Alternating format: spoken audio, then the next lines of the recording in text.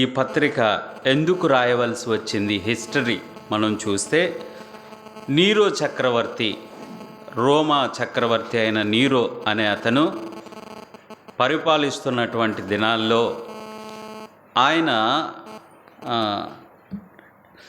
ఆయన యొక్క ప్యాలెస్ అనగా ఆయన రాజకోట బయట చూస్తే అందరూ కూడా పేదలైన వారు. యోధా మతంలో నుంచి యేసుక్రీస్తుని సొంత రక్షకునిగా అంగీకరించి క్రైస్తవులుగా పిలువబడుతున్నటువంటి వారు ఆయన యొక్క కోట చుట్టూ చిన్న చిన్న టెంట్స్ వేసుకొని నివసిస్తూ ఉన్నటువంటి వారిని చూసినప్పుడు నీరో చక్రవర్తికి చాలా అసూయ కలిగింది. నా కోట చుట్టూ ఇంత భయంకరమైన పేదలు ఉండటం నాకు బాగాలేదు అని చెప్పి ఒకానొక దినాన ఆయన ఏం చేశాడు అంటే ఆ చుట్టూ ఉండేటువంటి పేదలైన క్రైస్తవులు నివసించే గుడారాలన్నింటికి నిప్పు అంటించేశాడు. వారందరూ పనులకు వెళ్ళారు. వారికి ఉన్నటువంటి చిన్న ఆస్తి లేకపోతే చిన్న చిన్న ఆ గుడారాల్లో వారి సంపాదన చాలా కొంచెము, అదే వారికి భాగ్యము. అవన్నీ కూడా మంటకి ఆహుతి అయిపోతూ ఉన్నప్పుడు వారందరూ కూడా చాలా పెడబొబ్బులు పెడుతూ ఏడుస్తూ ఆ మంట చుట్టూరుకు వచ్చి వారందరూ నీరో చక్రవర్తి మీద వ్యతిరేకంగా నినాదాలు చేస్తూ ఉన్నప్పుడు అతను చక్కగా తన కోట మీద ఆ చుట్టూ కూడా మంటలుంటే తన కోట మీద పిల్లన గ్రోవి లేదా పిడేలు వాయించుకుంటూ ఆయన ఆనందంగా ఉంటాడు. ఇదే సామెత నేటికి కూడా అంటారు. దేశమంతా తగలబడుతుంటే పిల్లన గ్రోవి ఊదుకునే నీరో చక్రవర్తిలాగా ఉన్నారు అని పాలకుల గురించి అప్పుడప్పుడు ఈ సామెతను ఉపయోగిస్తారు. కారణం ఏంటి అంటే అలాంటి భయంకరమైనటువంటి పరిస్థితుల్లో వారందరూ వచ్చి నీరో చక్రవర్తిని గురించి వ్యతిరేకంగా ప్రజలు తిరుగుతారని అనుకున్న వెంటనే నీరో చక్రవర్తి మీ గుడిసెలు ఎవరు కాల్చారో నేను చెప్తాను రండి అని పిలిచి, ఎవరైతే యేసుక్రీస్తుని నమ్ముకొని ఉన్నారో వాళ్ళే మీ గుడిసెల్ని కాల్చేశారు అని వారి మీద నేరాన్ని మోపుతారు. అప్పట్లో ఎక్కువ మంది యూదులు యూదా మతాన్ని ఆచరిస్తూ ఉన్నారు.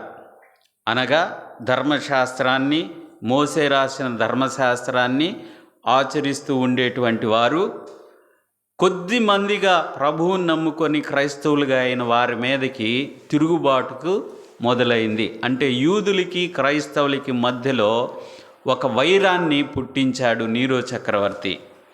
అలా జరుగుతున్నటువంటి సందర్భంలో ఇక ఎక్కువ శాతం ఉన్నటువంటి ఈ యూద మతస్థులందరూ కూడా తక్కువ సంఖ్య కలిగిన క్రైస్తవుల మీద వెతికి వారిని పట్టుకొని నీరో చక్రవర్తి దగ్గరకు తీసుకొస్తూ ఉన్నప్పుడు నీరో చక్రవర్తి ప్రతిరోజు సాయంత్రం రాత్రి వేళ విందు చేసుకునేవాడు. మరి ఇప్పట్లాగా విద్యుత్ దీపాలు బల్బులు లేవు. ఆ క్రైస్తవుల్ని తారు డబ్బాల్లో ముంచి చెట్లకు వేలాడకట్టి వారిని కాగడాల్లాగా వెలిగించుకొని వారి యొక్క తగలుబడుతూ కేకలు వేస్తూ ఆర్తనాదాలు వేస్తూ చనిపోతున్నటువంటి క్రైస్తవుల వెలుగులో ఆయన విందు చేసుకొని ఆరగిస్తూ ఆనందంగా పిడేలు వాయించుకుంటూ వారి మధ్య తిరిగి ఆ రాత్రులకు అలా నిద్రపోతూ ఉండేవాడు.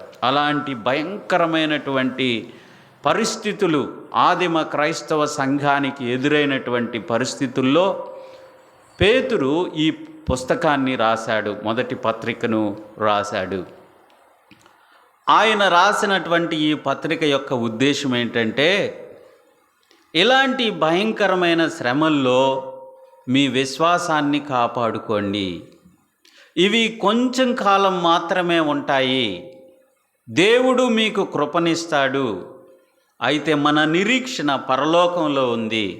ప్రభువుతో మనం ఉంటాం, యుగాయుగాలు ఆయనతో ఉంటాము.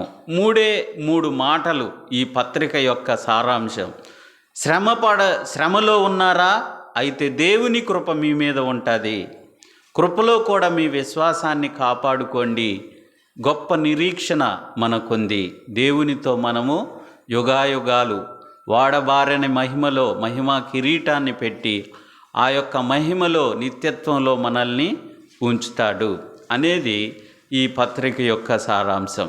ఈ పత్రికలో 14 సార్లు శ్రమ అని, 7 సార్లు విశ్వాసమని, 4 సార్లు నిరీక్షణ అని ఈ పదాలు మనకి కనిపిస్తూ ఉంటాయి. సరే, అయితే ఈ పత్రిక యొక్క నేపథ్యాన్ని మీరు చూశారు. ఇప్పుడు ఈ పత్రికలో ఎవరికి రాశారు అంటే 3వ వచనంలో 2వ వచనం చివరిలో మనం చూస్తాము. పొంతు, గలతి, కపదోకియా, ఆసియా, బితూనియాను దేశముల యందు చెదరియున్న యాత్రికులకు శుభమని చెప్పి రాయినది అన్నాడు. ఇలాంటి భయంకరమైనటువంటి శ్రమలు సంభవించినప్పుడు క్రైస్తవ విశ్వాసులందరూ కూడా చెదిరిపోయారు. పొంతు 5 ప్రాంతాలకి వారు వెళ్ళిపోయారు. వారు వెళ్ళిపోయి వారి మధ్యలోకి ప్రతిరోజు ఎవరు వస్తారంటే గవర్నమెంట్ ఎంప్లాయీస్ లాగా కొద్దిమంది వాళ్ళకి వచ్చి, మీరు క్రైస్తవులా, ఎప్పుడు యేసు ప్రభువుని నమ్ముకున్నారు అని అడుగుతారు. ఇప్పుడు వాళ్ళు ఏం చెప్పాలంటే చాలా ప్రాణ సంకటం. మేము క్రైస్తవులమండి, పేతురు గారు పెంతుకోస్తు దినాన వాక్యం చెబుతుండగా పరిశుద్ధాత్ముడు మా మీదకి వచ్చాడు, మేము యేసు ప్రభువుని సొంత రక్షకునిగా నమ్ముకున్నాము అని చెప్పారంటే వెంటనే వాళ్ళ చేతులకి బేడీలు వేసి రాజు కోటకి తీసుకెళ్తారు. ఆ రాజు కోటలో ఆ రాత్రికి వారు ఆహుతి అయిపోతారు. అది పరిస్థితి. ఎంతో భయంకరమైన పరిస్థితుల్లో ఇప్పుడు వారు ఏం చెప్పాలి అంటే, మీరు క్రైస్తవులా అని అడిగితే ఏం చెప్తారు చెప్పండి? కాదు అంటే తన వారిలో ఉన్న పరిశుద్ధాత్మ దేవునికి విరోధంగా మాట్లాడలేరు. మేము క్రైస్తవులమే అని చెప్తే ఖచ్చితంగా ఆ రోజు కాలిపోతారు, బూడిదైపోతారు. ఏం చేయాలో తెలియక వారి సొంత గ్రామాల్ని, సొంత ఇంటిని, సొంత ప్రదేశాలని వదిలిపెట్టి ఆసియా, బితూనియా, మరి ఇక్కడ 5 ప్రాంతాలకి, కపదోకియా, గలతియా, పొంతు అనేటువంటి ప్రాంతాలకి వారు చెదిరిపోయారు. వారికి మీ విశ్వాసాన్ని కాపాడుకోండి, పర్వాలేదు, శ్రమ పడినా పర్వాలేదు అని చెప్పాడు. 4వ అధ్యాయము 16వ వచనం ఒకసారి చదువుదాం, చూడండి ఏమంటున్నాడో. చాలా చక్కని అమూల్యమైన మాట అక్కడ చెప్తా ఉన్నాడు. 4వ అధ్యాయం 16వ వచనం. ఎవడైనను క్రైస్తవుడైనందుకు బాధను అనుభవించిన ఎడల అతడు సిగ్గుపడక ఆ పేరును బట్టి దేవునిని మహింపరచాలి అన్నాడు. క్రైస్తవుడైనందుకు మీకు శ్రమలు వస్తున్నాయి కదా, మీరు ఆ మాటను బట్టి బాధపడకండి, మీరు సిగ్గుపడకండి, దేవుని బట్టి ఘనంగా ఎంచండి అన్నాడు. మళ్ళీ 5వ అధ్యాయం 10వ వచనంలో ఒక మాట అన్నాడు, చూడండి. 5వ అధ్యాయము 10వ వచనం ఏమంటున్నాడు? తీసిన వారు ఎవరైనా చదువుతారా? తన నిత్య మహిమకు క్రీస్తునందు మిమ్మును పిలిచిన సర్వకృపానిధియగు దేవుడు కొంచెము కాలం మీరు శ్రమపడిన పిమ్మట తానే మిమ్ములను పూర్ణులుగా చేసి స్థిరపరచును, బలపరచును అంటున్నాడు. కొంచెము కాలము మీకు శ్రమ వస్తుంది, నిత్య మహిమకు మిమ్మల్ని పిలుచుకున్నాడు. ఆయన సర్వకృపానిధి అయిన దేవుడు మీ మీద కృప చూపిస్తాడు, శ్రమలో మీ మీద కృప చూపిస్తాడు. కాబట్టి కొంచెం కాలం శ్రమ ఉంటుంది, కానీ దేవుడు మిమ్మల్ని వదిలిపెట్టాడు. ఆయన మిమ్మల్ని స్థిరపరిచి బలపరుస్తాడు, తన మహిమలో మిమ్మల్ని చేరుస్తాడు అని చాలా చక్కగా వారిని ఓదారుస్తూ, వారిని విశ్వాసంలో స్థిరపరుస్తూ ఈ మాటలు రాస్తూ ఉన్నాడు. సరే, ఇది పత్రికను గురించినటువంటి వివరణ ఒకటి మనం చూసాం. రెండవదిగా ఈ 5 అధ్యాయాలు కలిగిన ఈ మొదటి పేతురు పత్రిక ఒక్కొక్క అధ్యాయానికి ఒక్కొక్క సారాంశంగా ఉండే పదాలు మనం చూద్దాం. మొదటి అధ్యాయము దేని గురించి తెలియచేస్తుంది అంటే, రెండవసారి జన్మించిన వారికి రాస్తా ఉన్నాడు. రెండవసారి జన్మించిన వారంటే విశ్వాసులకి, రక్షించబడిన వారికి, రక్షణ అనుభవం కలిగిన వారికి రాస్తున్నాడు. చదువుతారా చూడండి. 4వ అధ్యాయం చివరి మాట, 1వ అధ్యాయము 4వ వచనములో చివరి మాట, ఆయన తన విశేష కనికరము చొప్పున ఆ మాట, ఆయన మనలను మరలా జన్మింపచేశాడు. అయితే మొదటి అధ్యాయానికి ఏం పేరు పెడుతున్నామంటే రెండవసారి పుట్టుట. మరలా జన్మింప చేయడం అంటే రెండవసారి పుట్టుట అనే మాట. 23వ వచనంలో కూడా ఆ మాట మనం చాలా చక్కగా చూస్తాం. చూడండి 23వ వచనం చదువుతారా? మీరు క్షయబీజము నుండి కాక శాశ్వతమగు జీవము గల దేవుని వాక్యమును అక్షయ బీజము నుండి పుట్టినవారు అనుక అన్నాడు. అయితే మొదటి అధ్యాయానికి పేరేంటంటే రెండవసారి పుట్టుట. రెండవసారి పుట్టిన వారు ఎలా ఉండాలి అనే విషయాన్ని మొదటి అధ్యాయంలో చాలా చక్కగా లోతైన విషయాలు వివరించాడు. అయితే రెండవ అధ్యాయానికి త్వరగా 5 అధ్యాయాలకు పేర్లు పెట్టుకొని మొదటి అధ్యాయంలో కొన్ని మాటలు మీకు తెలియజేస్తాను. అయితే రెండవ అధ్యాయానికి పేరేంటంటే పెరుగుట. పుట్టిన వ్యక్తి ఏమవుతాడు చెప్పండి? పెరగాలి కదా. దినదినము అతడు పెరగాలి. పుట్టిన శిశువు పాలు త్రాగుతూ మొదటిగా చేతులు కాళ్ళు ఆడేస్తాడు ఒక 2, 3, 5 నెలలు. ఆ తర్వాత ఏం చేస్తాడు? బోర్లా పడతాడు. తర్వాత బందాడటానికి ప్రయత్నం చేస్తాడు. ఆ తర్వాత లేచి నిలిచి అడుగులు వేయడానికి, తప్పటడుగులు వేయడానికి చేస్తాడు. అలా ఎలాగూ అయితే పుట్టిన వ్యక్తి పెరుగుతున్నాడో ఆత్మీయ విషయంలో, రక్షణ విషయంలో మనం ఏం కావాలి? పెరగాలి అని చెప్తా ఉన్నాడు. 3వ వచనం చదువుతారు చూడండి. 2వ అధ్యాయం 3వ వచనం, క్రొత్తగా జన్మించిన శిశువును పోలిన వారై నిర్మలమైన వాక్యమును పాల వలన రక్షణ విషయములో ఎదుగు నిమిత్తము అన్నాడు. చాలు. రక్షణ విషయంలో ఎదుగు నిమిత్తం వాక్యం అనే పాలను ఎలా అపేక్షిస్తూ ఎలా మనము అడుగులు వేయాలో అనే విషయాలు, చాలా చక్కని అడుగుల గురించి కూడా, అడుగు జాడలను గురించి కూడా ఈ అధ్యాయంలో మనం చూస్తాం. యేసు ప్రభు వారి అడుగుల్లో ఎలా మనం ముందుకు వెళ్ళాలో అలా అడుగులు నడుచుకుంటూ 21వ వచనం ప్రకారం మనం చూస్తాం. అయితే మొదటి అధ్యాయం పేరు చెప్పని, నేను మరలా చెప్తాను, ఎందుకంటే మీకు నోటెడ్ కావాలని. మొదటి అధ్యాయంకి ఏమని పేరు పెట్టుకున్నాం అంటే మనం ఒక సీక్వెన్స్లో వస్తాం కాబట్టి రెండవసారి పుట్టుట, రెండవది ఏంటి? ఎదుగుట అని ఉంది కదా. ఎదుగుట అనేదానికి మనం అనే ప్రాసతో మనం ఈ 5 పేర్లు పెడతాం. పుట్టుట, పెరుగుట. 3వ అధ్యాయం కనుక మనం చూసినట్లయితే 3వ అధ్యాయము ప్రతిష్ఠించుట అనే మాట మనం 3వ అధ్యాయంలో చూస్తూ ఉన్నాం. 16వ వచనంలో క్రీస్తును ప్రభువుగా ప్రతిష్ఠించుడి. 16వ వచనంలో మనం చూస్తున్నాం. 3వ అధ్యాయము 16వ వచనంలో క్రీస్తుని ప్రభువుగా ప్రతిష్ఠించుడి. మనం పెరిగినటువంటి మనం ప్రభువుని ఎలా ప్రతిష్ఠించాలి అనే విషయాల గురించి, ఇంకా ఏవైనా ప్రతిష్ఠిస్తున్నామా, మన హృదయంలో దేనికి స్థానం ఇస్తున్నాం అనే విషయాన్ని నిష్కలంకమైన మనస్సాక్షి అనే పదం దీనిలో మనకి 2 పర్యాయాలు కనిపిస్తుంది. కాబట్టి 3వ అధ్యాయం పేరేంటి చెప్పండి? ప్రతిష్ఠించుట. 4వ అధ్యాయం పేరేంటంటే మొదటి వచనం చదవండి. మొదటి వచనం, క్రీస్తు శరీరమందు శ్రమపడెను గనుక అట్టి మనసును ఆయుధముగా ధరించుకొనుడి. చాలండి. ఆయుధాలు ధరించుకున్న వాళ్ళు ఏం చేస్తారు చెప్పండి? ఏమండి, ఆయుధాలు ధరించుకున్న వాళ్ళు ఏం చేస్తారు? పర్లేదు చెప్పండి.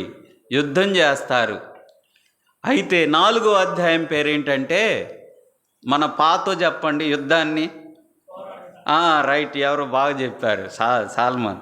పోరాడుట, యుద్ధం చేయుట, పోరాడుట కదా. అయితే 4వ అధ్యాయం పేరేంటంటే, యేసుక్రీస్తు అనే మనస్సును ఆయుధంగా ధరించుకొని లోకంతోటి, సాతానుతోటి, శరీరంతో ఎలా పోరాడాలో అనే విషయాలు 4వ అధ్యాయంలో చెప్పాడు. అయితే 4వ అధ్యాయం పేరు పోరాడుట. 5వ అధ్యాయం పేరేంటంటే, ఇందాక మనం చదువుకున్నాం 5వ అధ్యాయం 10వ వచనంలో పూర్ణులగుట అనే మాటని చెప్పాడు. పెద్దలు ఎలా పూర్ణులు అవుతారో, పిల్లలు ఎలా పూర్ణులు అవుతారో చిన్నలారా అన్నాడు. విశ్వాసులు ఎలా పూర్ణులు అవుతారో ఈ విషయాలన్నింటిని కూడా చాలా చక్కగా ఏ పని చేయటం ద్వారా, ఎలా ఉండటం ద్వారా మనం విశ్వాసంలో పూర్ణులు అవుతామో అనే విషయాన్ని తెలియచేస్తూ ఉన్నాడు. సరే, ఇంతవరకు మనం అధ్యాయాలకు పేర్లు పెట్టుకున్నాం. దయచేసి చెప్తారా? 1వ అధ్యాయం పేరు పుట్టుట, 2వ అధ్యాయం పేరు పెరుగుట, 3వ అధ్యాయం పేరు ప్రతిష్ఠించుట, 4వ అధ్యాయం పేరు పోరాడుట, 5వ అధ్యాయం పేరు పూర్ణులగుట. వెరీ గుడ్, సమయం చాలా కలిసి వచ్చింది నాకు. ఇప్పుడు 1వ అధ్యాయములో మొదటిసారి పుట్టడం కాదు, 2వసారి జన్మించటం ఎలాగు అనే ఒక 3 విషయాలు త్వరగా చెప్పి నేను ముగిస్తాను. 15 నిమిషాలు ఉన్నాయి. ఒక్కొక్క దాని గురించి 5 నిమిషాలతోనే 1వ అధ్యాయాన్ని కంప్లీట్ చేస్తాను. 1వ అధ్యాయంలో మనం చూసినట్లయితే 1వ అధ్యాయము మొదటి 7 వచనాలు కూడా ఈ పత్రికను గురించినటువంటి సారాంశాన్ని తెలియచేస్తూ ఉంది. అయితే మనం పెట్టుకున్న పేరు ప్రకారం ధ్యానం చేసుకుంటే పుట్టుట అనే విషయం, 2వసారి పుట్టడానికి ప్రధానమైన కారణం ఏంటి అని గనక మనం చూసినట్లయితే సువార్త అనే మాట చెప్తా ఉన్నాడు. సువార్త అనేది చాలా ప్రాముఖ్యమైనది. ఏదైనా ఒక వ్యక్తి 2వసారి జన్మించాలి అనంటే సువార్త ప్రకటన అనేది చాలా ప్రాముఖ్యం. 12వ వచనం చదువుదాం, చూడండి. 12వ వచనం, పరలోకము నుండి పంపబడిన పరిశుద్ధాత్మ వలన మీకు సువార్త ప్రకటించిన వారి ద్వారా మీకు ఇప్పుడు తెలపబడిన ఈ సంగతుల విషయమై తమ కొరకు కాదు కానీ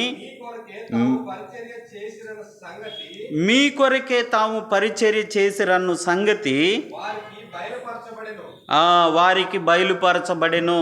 ఇక్కడ అంటా ఉన్నాడు, చాలా జాగ్రత్తగా మనం తెలుసుకోవాల్సిన విషయం, సువార్త లేనిది ఒక వ్యక్తి 2వసారి జన్మించడు. కానీ ఈ రోజుల్లో మా తల్లిదండ్రులు చర్చికి వెళ్తున్నారు కాబట్టి మేము కూడా చర్చికి వచ్చేస్తున్నాం. మరి సువార్త అంటే ఏంటి తెలియదు. యేసుక్రీస్తు ప్రభు వారిని ఎందుకు నమ్ముకున్నావు తెలియదు. అందరూ వస్తున్నారు కాబట్టి, మా బంధువులు, మా అక్కలు, పిల్లలు, చెల్లెలు, అన్నదమ్ములు అందరూ వస్తున్నారు కాబట్టి నేను కూడా వస్తున్నాను. కాబట్టి సువార్త ప్రకటన అనేది చాలా ప్రాముఖ్యం. సువార్త ద్వారా మనము జన్మింపబడాలి అనే విషయాన్ని చెప్తా ఉన్నారు. అయితే ఇక్కడ ఏమంటున్నాడంటే, మీకు సువార్త ప్రకటించిన వారు తమ నిమిత్తం కాకుండా మీ నిమిత్తమే ఈ పని చేశారు. సువార్త పరిచర్య, సువార్త కూడికలు, సువార్త మహాసభలు నేడు జరుగుతూ ఉన్నాయి. సువార్త స్వస్థత మహాసభలు అని జరుగుతున్నాయి. ఇది ఎవరి కోసం అని గనక చూస్తే, నేడు పేరు కోసం, స్పీకర్ పేర్లు కోసం, వారి పలుకుబడుల కోసం, తరువాత వారి ధనార్జన కోసం ఇలాంటి పరిచర్యలు జరిగిస్తూ ఉన్నారు. కానీ ఇక్కడ ఏం చెబుతూ ఉన్నాడంటే, నశించిపోయే ఆత్మల యొక్క రక్షణ కొరకు సువార్తని ప్రకటించారు. వాళ్ళు తమ కోసం ఆ పని చేయలేదు. పడినటువంటి మీకోసమే ఆ పని వారు చేశారు అని చెప్పాడు. 24వ వచనంలో ఈ సువార్తను గురించి ఒక మాట మనం వింటాం, చూడండి. చివరి వచనంలో 24వ వచనం, అయితే ప్రభువు వాక్యము ఎల్లప్పుడూ నిలుచును, మీకు ప్రకటించబడిన సువార్త ఈ వాక్యం అంటే ఏ వాక్యం? ప్రభు వాక్యం. అక్కడ కరెక్ట్గా చెప్తే దాని ముందు పైన మాటలు ఏం చెప్పాడంటే, సర్వశరీరులు గడ్డిని పోలినవారు, వారు అంతమంతయు గడ్డి పువ్వు వలె ఉన్నది, గడ్డి ఎండును పువ్వు రాలును అని చెప్తూ, ఈ సువార్త ఎలాంటిది ఇప్పుడు చెప్పండి. అది క్యాచ్ ద పాయింట్. ఎల్లప్పుడూ నిలిచి ఉండే సువార్త.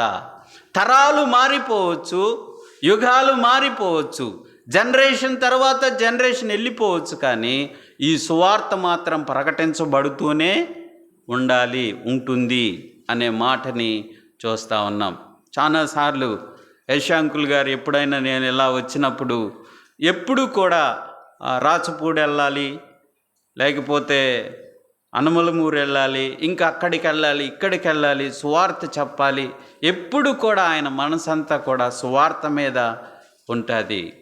అలాగే దేవుని దైవజనులు ఎందరో సువార్త కొరకు వారి యొక్క మనసునంతా కూడా పెట్టి పనిచేశారు. వారు గతించిపోయారు, కానీ సువార్త మాత్రం నిలిచి ఉండేది. అది మన తరంలో మనం కూడా చేయవలసినటువంటి ఒక పనిగా చెప్తూ ఉన్నాడు. నిత్యము నిలిచి ఉండే సువార్త, ఆ సువార్త ఆ వాక్యమే అని చెప్తా ఉన్నాడు. ఆ వాక్యం ఎలాంటిది? ఎలాంటి వాక్యము ద్వారా మనం పుట్టాలో 23వ వచనం ఇందాక చదివాం. అక్షయమైన బీజము నుండి కాక అక్షయమైన బీజము అను వాక్యము మూలంగా మనము పుట్టాలి అని అన్నాడు. కాబట్టి రెండవసారి జన్మించడం అనేది ఎంత ప్రాముఖ్యంగా సువార్త అనేది దాని వెనక ఉందో మనం చూస్తాం. సువార్త అంటే ఏంటి అంటే, యేసు ప్రభు వారి యొక్క పవిత్రమైన జన్మ, ఆయన కలువరి శిలువలో మన కొరకు ఆయన బలి అయిపోయిన విధానం, ఆయన యొక్క మరణం, సమాధి, ఆయన ఆరోహణం, ఆయన తీర్పు తీర్చడానికి ఆయన త్వరగా రానై ఉన్నాడు అనే విషయాలు, ఇవన్నీ కూడా సువార్తలోని భాగాలై ఉన్నాయి. కాబట్టి ఇటు సువార్త అనేది చాలా ప్రాముఖ్యమైనదిగా మనం చూస్తున్నాం. రెండవది, మొదటి అధ్యాయంలో సువార్త, రెండవసారి ఒక మనిషి పుట్టడానికి సువార్త అనేది ఒకటైతే, రెండవది ఒక మనిషి పుట్టడానికి ప్రేమ అనేది కూడా చాలా ప్రాముఖ్యమైంది. భౌతికంగా కూడా ఒక మనిషి పుట్టాలి అంటే భార్యాభర్తల మధ్య ప్రేమ ఉన్నప్పుడే సంతానం అనేది కలుగుతుందని మనం చూస్తాం. అలాగే ప్రేమ కలిగి ఉండటం ద్వారా మరి క్రొత్తగా రెండవసారి మనుషులు పుట్టడానికి కారణం అనే విషయాన్ని కూడా ఇక్కడ పేతురు రాసిన మొదటి పత్రిక మొదటి అధ్యాయంలో చూస్తాం. 8వ వచనం ఒకసారి చూస్తా. నేను ఇది చదువుతూ ఉన్నప్పుడు ఈ 8వ వచనాన్ని నేను దాటి వెళ్ళలేకపోయాను. ఇంకా 10 నిమిషాలు ఉంది, నేను త్వరగా ముగిస్తాను. అమ్మ జాగ్రత్తగా ఈ ఒక్క మాట వినండి. ఈ రాత్రి మీరు ఆయన చూడకపోయినను ఆయనను ప్రేమించుతున్నారు. ఎవరు ఈ మాటలు రాస్తున్నారు చెప్పండి? పేతురు రాస్తా ఉన్నాడు. ఇంకా క్రిందికి చదవండి బ్రదర్. ఇప్పుడు ఆయనను కన్నులారా చూడకయే విశ్వసించుచున్నారు.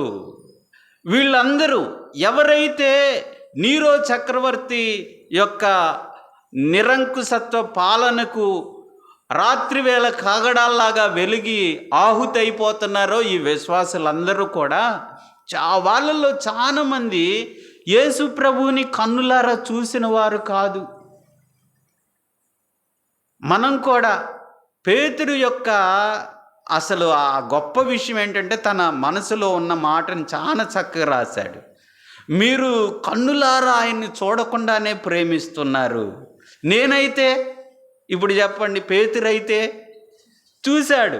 3.5 సంవత్సరాలు యేసు ప్రభువుతో ఉన్నాడు. యేసు ప్రభు యొక్క చేస్తున్న అద్భుతాలను కల్లారా చూశాడు. యేసు ప్రభు అనేకులను స్వస్థపరచడం చూశారు, ఆహారం పంచిపెట్టడం చూశారు, అనేక విషయాలు దగ్గరుండి చూశారు. ప్రకృతిని శాసించిన విషయాలు ఆయన కల్లారా చూశాడు. ఎవరు నడవలేనట్టుగా ఆ పేతురే యేసు ప్రభు ద్వారా సముద్రం మీద నడవటానికి కూడా ఆయన శక్తినిచ్చాడు. ఎంత గొప్ప దేవుణ్ణి కల్లారా చూశాను. కానీ ఆయన చనిపోయి సమాధి చేయబడి పరలోకానికి ఆరోహణమైన తర్వాత నేనేం చేశానో తెలుసా అని అంటున్నాడు పేతురు. ఏం చేశాడు చెప్పండి? చేపలు పట్టుకోవటానికి వెళ్తున్నాను, మీరు కూడా వస్తారా అన్నాడు. అయ్యా మరి మొన్నటిదాకంటే ఆయన మమ్మల్ని పోషించాడు, ఇప్పుడు నుంచి మేమెలా నీతో పాటు వస్తామని పేతురుతోటి శిష్యులు వెళ్ళిపోయారు. వారు గలిలయ సముద్రం మీద రాత్రంతా ప్రయాసపడ్డారు. తెల్లవారుచుండగా దరిన నిలిచి యేసు ప్రభువారు అన్నారు, పిల్లలారా తినుటకు ఏమైనా ఉన్నవా అని అన్నాడు. లేవు లేవు అని చెప్పారు. లేవా, అయితే ఇక్కడికి రండి అని పిలిచాడు. వెంటనే పేతురికి అర్థమైంది, ప్రభువు సుమి అన్నాడు. వారు యేసు ప్రభువారు అన్నారు, మీ వలలు కుడివైపున వేయండి అన్నాడు రెండోసారి. ఇది 5వ అధ్యాయంలో విషయం కాదు, యోహాను సువార్త 21వ అధ్యాయంలో విషయం. అప్పటికే యేసు ప్రభువారు చనిపోయి సమాధి చేయబడి పరలోకానికి ఆరోహణమై వెళ్ళిన తరువాత 40 దినాలు వారికి కనిపిస్తూ వచ్చాడు. ఆ మధ్య సమయంలో పేతుర్ని ఒడ్డుకొచ్చిన తర్వాత 3 సార్లు ఒకే ప్రశ్న అడిగాడు. ఏమన్నాడు? నో ఆయన అడిగిన ప్రశ్న, పేతురు నీవు నన్ను ప్రేమించుతున్నావా అన్నాడు. పేతురు ఏమన్నాడు చెప్పండి? ప్రేమిస్తున్నాను ప్రభువా, అయితే నా గొర్రెల మేపు. అయిపోయింది కదా, అంతటితో ముగించవచ్చు కదా. మళ్ళా పేతురు నీవు నన్ను నేను ప్రేమిస్తున్నాను. కొంచెం కోపం వచ్చింది పేతురికి. 3వసారి కూడా అన్నాడు, పేతురు నీవు నన్ను ప్రేమించుతున్నావా అంటే 3వసారి ఏమన్నాడు చెప్తారా? అది అంటే నేను ప్రేమిస్తున్నానో లేదో ఇప్పుడు చెప్పండి. ఆయన ప్రేమిస్తున్నాడా, ప్రేమించటం లేదా? పేతురు యేసు ప్రభుని ప్రేమిస్తున్నాడా? ప్రేమిస్తే అలా చేయడు కదా, అది నీకే తెలియను అన్నాడు. నేను ఎంతగా ప్రేమిస్తున్నానో అది నీకే తెలియను. నేను ప్రేమించిన వాడినైతే మీరు అప్పగించిన పనిలో నేను ముందుకు పోవడానికి ఇష్టపడతాను, కానీ నేను వెనక్కి తిరిగాను కదా అని ఎంతగానో పశ్చాత్తాపడ్డాడు. నీవు నన్ను ప్రేమించుచున్నావని ముమ్మారు అడిగాడు నన్ను. కానీ 3.5 సంవత్సరాలు ఆ గొప్ప దేవునితో నేను ఉండి కూడా ఆయన్ని ప్రేమించలేకపోయాను. అది ఈ 8వ వచనంలో అంటున్నాడు, మీరు కన్నులారా చూడకనే ప్రేమిస్తున్నారు. ఒకవేళ రేపు చనిపోయి మనం పరలోకానికి వెళ్ళిపోతే పేతురు మిమ్మల్ని చూసి ఏమంటాడు తెలుసా? అబ్బా, అసలు యేసు ప్రభుని చూడకుండా ఎలా ప్రేమించారమ్మా, మీరు నిజంగా నాకంటే చాలా గొప్పవాళ్ళు అని చెప్తాడు. అందుకని చాలా చక్కగా ఇక్కడ రాస్తా ఉన్నాడు, మీరు కన్నులారా చూడకయే ఆయన యందు విశ్వాసం ఉంచుచున్నారు అని అంటున్నాడు. కాబట్టి మన ప్రేమ, దేవుని మీద మనకున్న ప్రేమ, దేవుని మీద మనకున్న విశ్వాసాన్ని మనం ఎంతగానో కాపాడుకొనవలసిన వారంగా ఉన్నాం. 2వదిగా అంటున్నాడు, సహోదర ప్రేమ కలిగిన వారని 23వ వచనంలో అన్నాడు. చూడండి 23వ వచనంలో చదువుతారా? నిష్కపటమైన సహోదర ప్రేమ కలుగునట్లు మీరు సత్యమునకు విధేయులగుట చేత మీ మనసులను కొనిన వారై ఉండి ఒకరినొకడు హృదయపూర్వకముగా మిక్కటముగాను ప్రేమించుడి అంటున్నాడు. 2 విషయాలు చెప్తున్నాడు పేతురు 1వ అధ్యాయంలో ప్రేమను గురించి. మీరు దేవుణ్ణి ప్రేమిస్తున్నారు అని అన్నాడు. 2వదిగా ఏమంటున్నారంటే మీరు సహోదరుల్ని. ఇదే యోహాను పత్రికలో ఏం చూస్తామంటే కనబడని దేవుణ్ణి ప్రేమిస్తున్నాను అని కనబడే సహోదరుని ద్వేషించేవాడు చీకటిలోనే ఉన్నాడు, అతడెంత మాత్రము వెలుగులోనికి రానేడు అన్నాడు. కాబట్టి కనబడని దేవుణ్ణి నువ్వు ప్రేమిస్తున్నాను అని చెప్పేటువంటి మనము మన ఎదుట ఉన్నటువంటి సంఘములో ఉన్నటువంటి సహోదరిని మనం ప్రేమించేవారిగా ఉండాలి. వారి అవసరాల్లో, వారి ఇబ్బందుల్లో పరామర్శించేవారిగా ఉండాలి. మొన్న ఒక చోట ఒక సంఘానికి పోతే, బ్రదర్ నేను సంఘ పెద్దని, కనీసం నన్ను చూసి కనీసం వందనాలు కూడా చెప్పటం లేదు బ్రదర్ అని అన్నారు. అని అంటే అన్న నేనైతే ఏమనుకుంటానంటే నేనే ముందు వందనాలు చెప్పానని సంతోషపడతాను. అర్థమవుతుందండి? వాళ్ళు ఎవరో చెప్పిందాక ఎందుకుంటావు? అలా ఎందుకు అనుకోవాలి? నేనే ముందు వందనాలు చెప్పానని మనం సంతోషించవచ్చు కదా అని మనం చూస్తున్నాం. కాబట్టి సహోదరులు నిష్కపటమైన ప్రేమతో వారిని ప్రేమించాలి అనే విషయాన్ని మనం చూస్తూ ఉన్నాం. చివరి 3 నిమిషాలు ఉన్నాయి. పరిశుద్ధతను గురించి చెప్తున్నాడు. 14 వచనం చదువుతారా? 14. మూడవది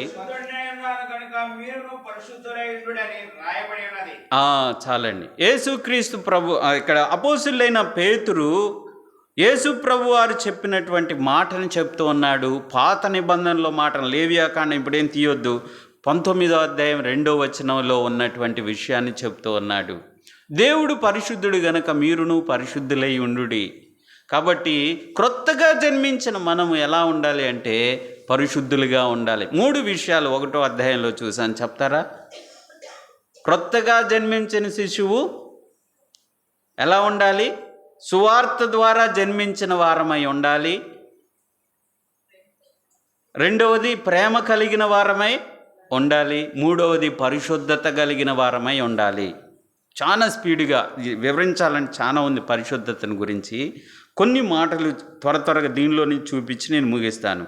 16వ వచనం చదువుతారా? 16వ వచనంలో ఏమన్నాడంటే, విధేయులైన పిల్లల వరే మీ పూర్వపు అజ్ఞాన దశలో మీకున్న ఆశలను అనుసరించి ప్రవర్తింపక అన్నాడు. మనకి పూర్వం యేసు ప్రభుని నమ్ముకోక మునుపు, రెండవసారి పుట్టక మునుపు మనకి కొన్ని ఆశలు ఉన్నాయి. అజ్ఞాన కాలంలో ఉన్నటువంటి ఆశలు ఉన్నాయి. వాటిని రెండవసారి పుట్టినా కూడా ఆ ఆశలు నెరవేర్చుకోవాలి అనే ధ్యేయంతో జీవిస్తే అది ప్రయోజనం లేదు. రెండవసారి పుట్టిన వారు ఆ ఆశలను చంపి ప్రభు కొరకు పరిశుద్ధంగా జీవించాలి అన్నాడు. రెండవ మాట మనం చూస్తాం, అక్కడ క్రిందనే అంటాడు, పితృపారంపర్యమైన మీ వ్యర్థ ప్రవర్తనను విడిచిపెట్టి అన్నాడు 18వ వచనంలో కదండి. పితృపారంపర్యమైన మీ వ్యర్థ ప్రవర్తనను విడిచిపెట్టి. జాగ్రత్తగా వినండి, ఇక్కడ నేను ముగించబోతా ఉన్నాను. ఇప్పుడు దాకా విన్నా వినకపోయినా పర్వాలేదు, కానీ ఈ 2 ముగింపు మాటలు వినండి. పరిశుద్ధులుగా జీవించటం అంటే మనం అనుకుంటున్నాము ప్రతి ఆదివారము వచ్చి బల్లలో చేయి వేయడం, ప్రతి క్రమ కూడికకు వెళ్ళడం, ప్రతి సువార్త కూడికకు వెళ్ళటం చాలు, మనం చాలా పరిశుద్ధంగా ఉంటున్నాం అని అనుకుంటున్నాం. కానీ కొన్ని ఆచారాలు పితృపారంపర్యమైన మీ వ్యర్థ ప్రవర్తన అన్నాడు. మీ యొక్క ఆచారాల వలన ఏమవుతున్నామంటే ఇంత భక్తి చేసి అపవిత్రులుగా తీర్చబడతా ఉన్నాం. జాగ్రత్తగా వినండి, ఒక చిన్న విషయాన్ని చెప్తాను. విశ్వాసి, మంచి విశ్వాసి, మనం ఇప్పుడు ఏం చూస్తున్నామంటే ఈ రోజుల్లో మన పితృపారంపర్యమైన ఈ వ్యర్థ ప్రవర్తనలు ఆచరించి పరిశుద్ధతను, దేవునికి ఆయాసాన్ని ఎలా కలిగిస్తున్నామో 2 మాటలు చెప్తా, జాగ్రత్త వినండి. ఇళ్ళల్లోకి పోయేటప్పుడు, పెళ్ళిళ్ళప్పుడు, చావులు దినాలప్పుడు వీటిని వదిలిపెట్టి లోకంతో కలిసిపోవటం ద్వారా మన పవిత్రతను కోల్పోతున్నాం. సింపుల్గా చెప్పేశా. ఎవరో చనిపోయారు, మనం వెళ్ళాలి, అదే రోజు బట్టలు ఇవ్వాలి, ఇంట్లో వాళ్ళందరికీ బట్టలు ఇవ్వాలి. చాలా భక్తిపరురాలే, కానీ ఏం చేసింది? అది పితృపారంపర్యమైన వ్యర్థ ప్రవర్తన అని చెప్తున్నాడు. వ్యర్థ ప్రవర్తన అది చేయడం ద్వారా ఏమవుతుంది అని అంటే, అలాగే పెళ్ళిళ్ళప్పుడు సాంగ్యాలు పాటించడం. ఒక అతను అన్నాడు, ఈరోజు కాదు, అందరూ ఈరోజు ఇస్తారా, నేను 2 రోజులు ఆగి ఇస్తాను, లేకపోతే 2 రోజులు ముందుగానే ఇస్తాను, ఫలానా రోజే నేను ఇస్తానని లేదు అని ఒక సేవకుడు ఖండితంగా చెప్పాడు. అయితే దీని ద్వారా ఏమవుతుంది అంటే, వాళ్ళకి అవసరమైన వస్తువులే ఇచ్చేది, బట్టలు కానీ, దుప్పట్లు కానీ, చీరలు కానీ, ఏదైనా వస్తువులు కానీ వాళ్ళకి అవసరమే. కానీ పితృపారంపర్యమైన వ్యర్థ ప్రవర్తనలు చేయటం ద్వారా నువ్వు ఇంకా రెండోసారి పుట్టలేదని అర్థం. పుట్టిన మనము అమూల్యమైన రక్తము చేత విమోచించబడలేదని అర్థం. జాగ్రత్తగా ఆలోచించండి. నేను ఇక్కడ ముగిస్తున్నాను, నా సమయం కూడా అయిపోయింది. ఒక్క చిన్న మాట చెప్తున్నాను. పత్రికలన్నీ కూడా ఈ రోజుల్లో విశ్వాసులు ఎంతో చక్కగా ధ్యానం చేయాల్సిన, చదివి తెలుసుకోవాల్సిన విషయం ఉంది. మనము ఇవన్నీ చెప్పుకోవడానికి ఏవైతే 3 విషయాలు చెప్పే కదా, ఏంటి చెప్తారా? 1వ అధ్యాయంలో రెండోసారి పుట్టిన వాళ్ళు సువార్త ద్వారా పుట్టాలి, మంచి సుబోధ ద్వారా పుట్టాలి. పుట్టిన మనం ఎలా ఉండాలి? పరిశుద్ధంగా ఉండాలి, ప్రేమలో పాటించాలి, ప్రేమించడం ఇవన్నీ చెప్పటానికి నాకు, వినటానికి మీకు చాలా ఈజీగా ఉంటుంది. కానీ ప్రాక్టికల్కి వచ్చేవరకు ఫెయిల్ అయిపోతాం. 2 నిమిషాల్లో మీకు అర్థమయ్యే ఒక చిన్న ఉపమానం చెప్పి ముగిస్తాను. ఒక గురువుకి 2 శిష్యులు ఉన్నారట. వారిద్దరూ చాలా తెలివి గలవారని ఆ శిష్యుల్ని చూసిన ప్రతి ఒక్కరు గురువు దగ్గరికి వచ్చి, అయ్యగారు మీ శిష్యులు చాలా తెలివైన వాళ్ళండి, మీ దగ్గర చాలా విషయాలు నేర్చుకున్నారని ఆయన పొగుడుతూ ఉంటే వాళ్ళ గురువు కూడా శిష్యుల విషయంలో చాలా ఉప్పొంగిపోతూ ఉన్నాడంట. ఒకరోజు ఆ శిష్యులిద్దరికి కూడా ఎగ్జామ్ పెట్టాలనుకొని 2 పుస్తకాలు ఇచ్చారంట వాళ్ళిద్దరిని పిలిచి. ఈ 2 పుస్తకాలు మీరు చదువుకోండి, నెల తర్వాత మీకు ఎగ్జామ్ పెడతాను. మిమ్మల్ని గురించి అందరు ఏం చెప్పుకుంటున్నారు?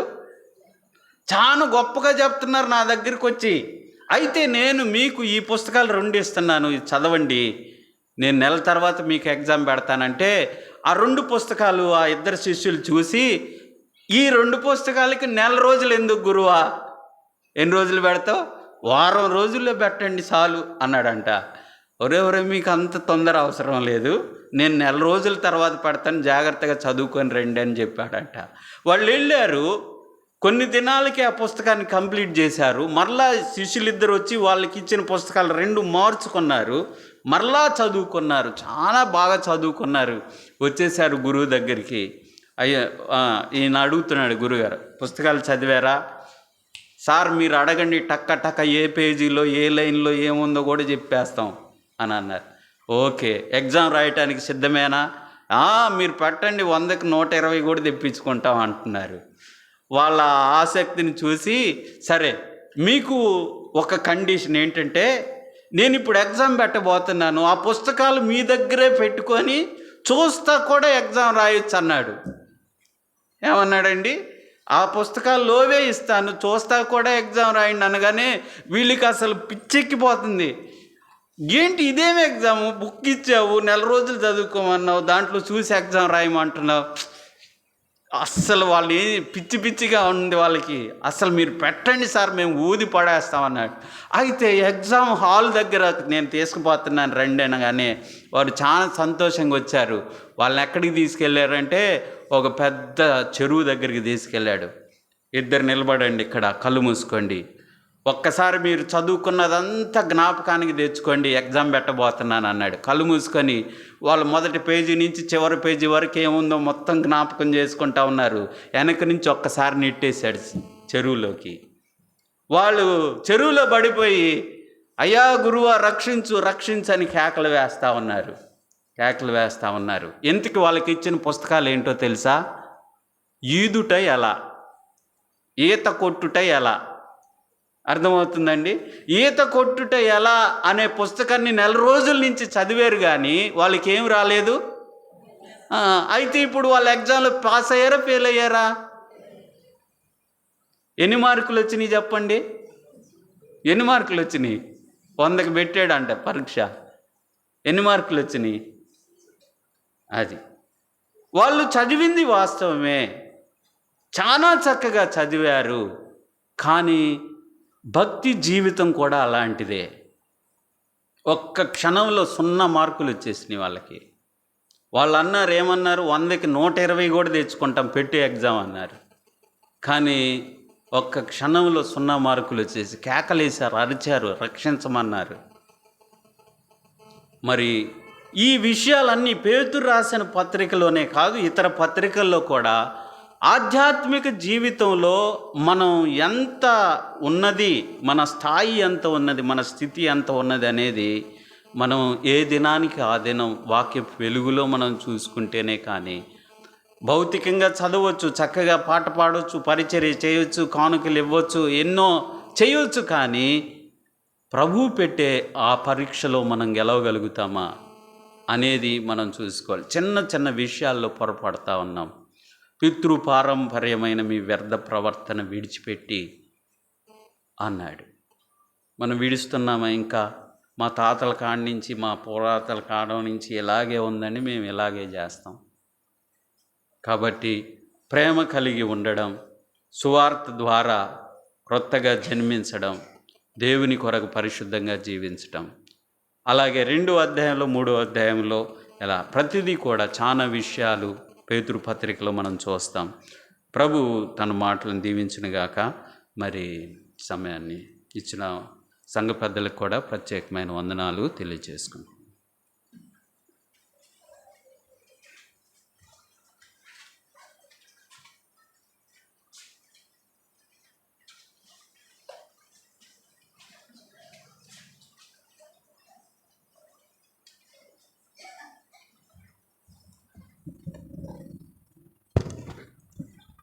ఇంతవరకు మన ప్రియ సహోదరుల ద్వారా పేతురు రాసిన మొదటి పత్రికలో మొదటి అధ్యాయంలోని సంగతులు మనం చక్కగా విన్నాం. దేవుని మాటలు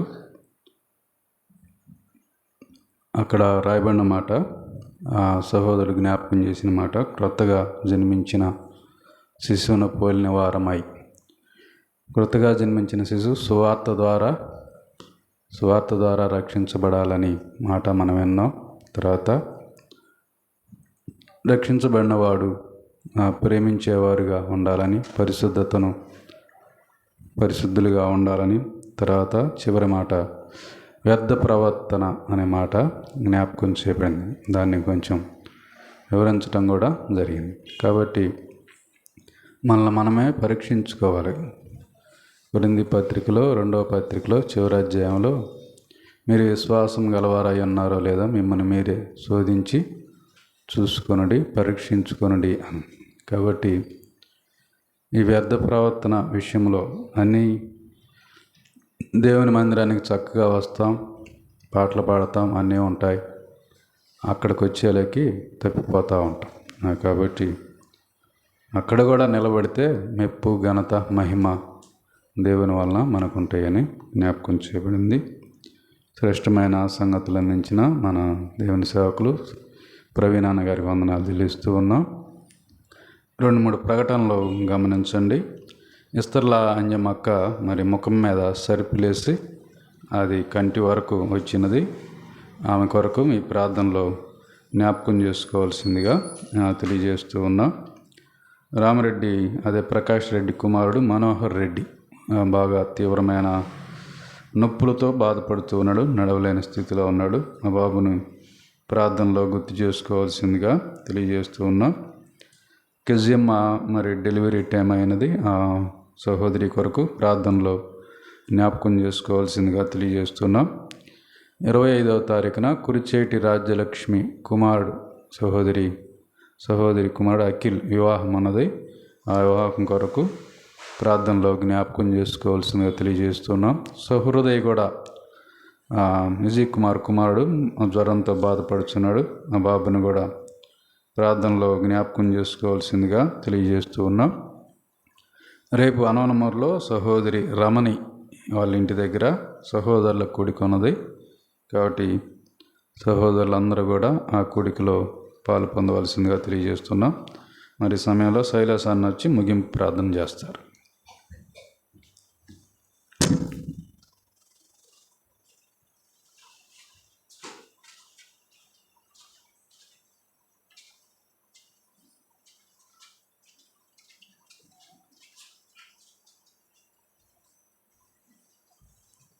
ప్రార్థన చేసుకుందాం. ప్రేమ కలిగిన తండ్రి, ఈ రాత్రి వేళ మీ దాసుని నిలిపి పేతురు పత్రికలోని సంగతులు పునర్జన్మను గూర్చి ఆధ్యాత్మికంగా వాక్యంలో ఎదగడం గూర్చి ప్రభువా మీ సన్నిధిలో మేము ప్రేమించేవారిగా యాకోబు భక్తుడు చెప్పినట్లుగా బోధకులమైన మనము అనేక విషయంలో తప్పిపోవచ్చున్నాము అని చెప్పాడు. ప్రభువా అలాగా బోధించే మేము వినేవారు మీ వాక్యాన్ని అనుసరించట కృప చూపించండి. మాటతో కాక క్రియాపూర్వకంగా మీ సన్నిధిలో మేము ప్రేమించేవారిగా పూర్ణ మనస్సుతో, పూర్ణ హృదయంతో, పూర్ణాత్మతో మీ దేవుడని యెహోవాను ప్రేమించుడని చెప్పిన రీతిగా మొదటగా మిమ్మల్ని ప్రేమించి మీ వాక్యాన్ని ప్రేమించి